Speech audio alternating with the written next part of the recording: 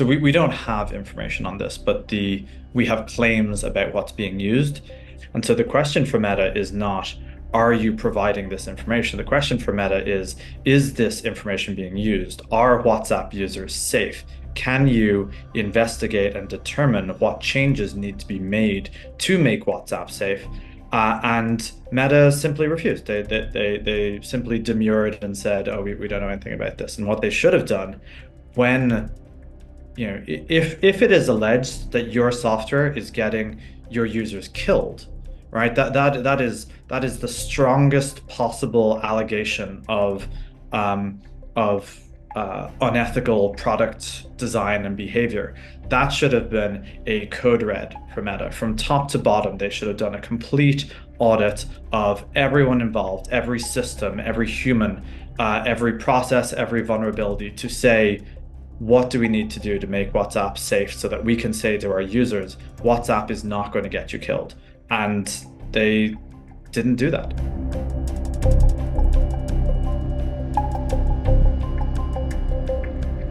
Lavender is a system that let them pretend to their partners in the West that they were acting under some sort of rules and internal systems. So I don't know if they're using it. No one really knows if they're using it. No one knows what's going on inside the IDF. We see the same technologies coming out. So I would expect that the typical mechanism that this takes is that someone builds something in the IDF and then they start a company several years later. And then there's a public-private partnership in Israel where Israel invests in it and it's connected to Silicon Valley and Silicon Valley invests in it.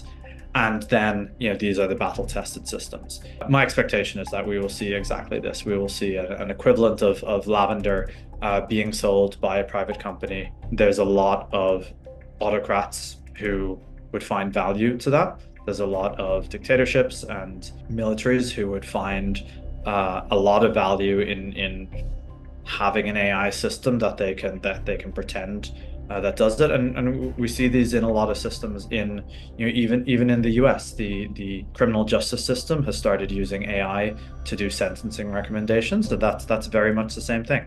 So Meta is the world's #1 surveillance technology. It knows who you are, who you're connected to, what you like, where you go. All of this information is given to advertisers. And it has long been known that it is used by law enforcement, that it's used by private investigators, that it's used by stalkers. By using Meta's systems, by using Instagram, by using WhatsApp, we have given up our privacy to Meta. We don't know if Meta gets it or if the IDF gets it directly from Meta. Those are going to have to be dismantled. And it's unclear to me whether that needs to be dismantled by dismantling Meta itself. There have been discussions, especially in the EU, of separating WhatsApp from Instagram from the rest of Meta. That would be a wonderful step forward. Because power is far too concentrated, this information is far too concentrated, and there are really no safeguards over this information except the very limited safeguards that Meta puts in place, but it puts them in place. Basically everyone agrees that it puts them in place so that it can continue its information extraction. So there's a need for campaigners, for politicians to look at this and say, how did we let it get this far? This is unacceptable. We can't have a situation where people are being killed on the basis of some information that some company collects and then distributes through completely unregulated systems that eventually make their way to people committing a genocide.